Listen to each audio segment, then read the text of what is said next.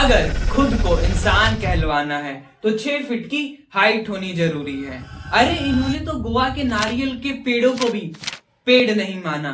और सवाल उस इंची टेप का भी है जिससे पहाड़ों को नापा जा रहा है, जिससे अरावली को नापा जा रहा है। और नई डेफिनेशन के अकॉर्डिंग आप अरावली के पहाड़ों को तो नाप सकते हैं, लेकिन आप उसकी अहमियत को नहीं नाप सके, आप अरावली को नहीं समझ सके। आप लोगों ने यह कहावत तो सुनी ही होगी कि जिस पेड़ की डाल पर बैठो उस पेड़ की डाल को कभी नहीं काटना चाहिए। लेकिन फिर भी हम थोड़ी देर के लिए मान लेते हैं कि हमने उस पेड़ की डाल को ही काट दिया, तो क्या होगा? नीचे गिरेंगे और ज्यादा से ज्यादा हाथ पैर टूटेंगे। ज्यादा इस कहावत का क्या जो कहती है अपने पैरों पर कुल्हाड़ी मारना। सोचो एक ऐसा व्यक्ति जो अपने पैरों पर कुल्हाड़ी मारता जा रहा है, उसे दर्द हो रहा है फिर भी कुल्हाड़ी मारता जा रहा है, उसे समझ आ रहा है फिर भी वो अपने पैरों पर कुल्हाड़ी मारता जा रहा है। ठीक ऐसा ही हमारे एनवायरमेंट मिनिस्टर ने किया, ठीक ऐसा ही हमारे इन्फ्लुएंसर्स ने कुछ पैसों के लिए अपने जबान के साथ साथ अरावली के साथ भी सौदा करना सही समझा।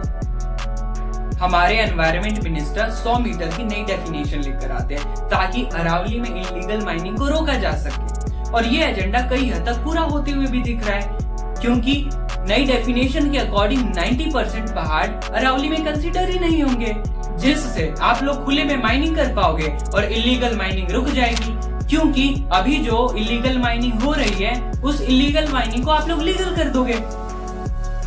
हमारे एनवायरमेंट मिनिस्टर को ये पता है, उन्हें पता है अरावली सिर्फ दिल्ली की नहीं पूरे देश की सांसें हैं। उन्हें पता है अरावली धूलों के साथ साथ रेगिस्तान को भी बढ़ने से रोकती है। उन्हें पता है अरावली है तो नदियां, उन्हें पता है अरावली है तो कुएं, उन्हें पता है अरावली है तो ग्राउंड वाटर रिचार्ज होता है, उन्हें पता है अरावली है तो करोड़ों जानवरों का घर है, उन्हें पता है अरावली है तो साफ हवा, उन्हें पता है अरावली है तो देश और देश के लोगों का भविष्य है। लेकिन फिर भी 100 मीटर की ऐसी डेफिनेशन, 700 किलोमीटर लंबी रेंज, 2 बिलियन ईयर्स ओल्ड, जिसने हमें एक दीवारों की तरह, मजबूत दीवारों की तरह बचाए रखा।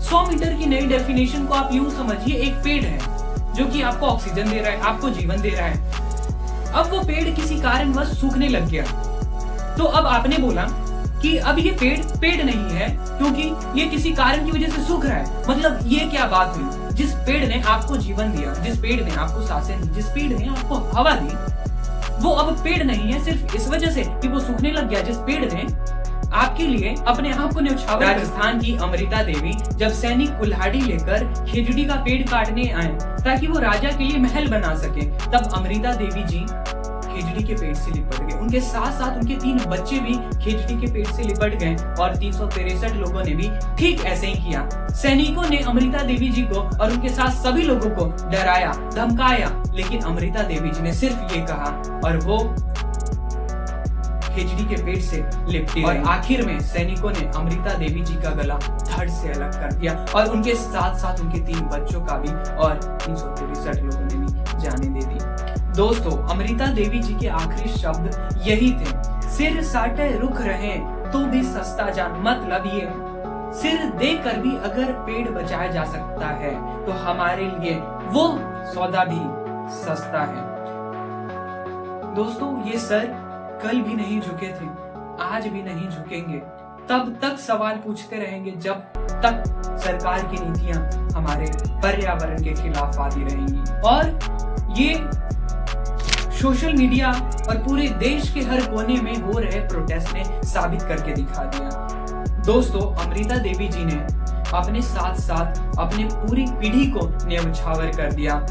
363 लोगों ने अपनी जानें दे दी।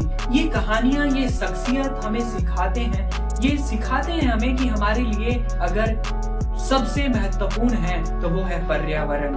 तो इसीलिए सवाल उठाओ तब तक जब तक वो पूरे देश की आवाज ना बन जाए। दोस्तों, ये सरकार पूरे देश में लाखों पेड़ काटने में लगी है, सिर्फ और सिर्फ कुछ लोगों के फायदे के लिए। ये पूरे देश और देश के लोगों का भविष्य खतरे में डाल रहे हैं।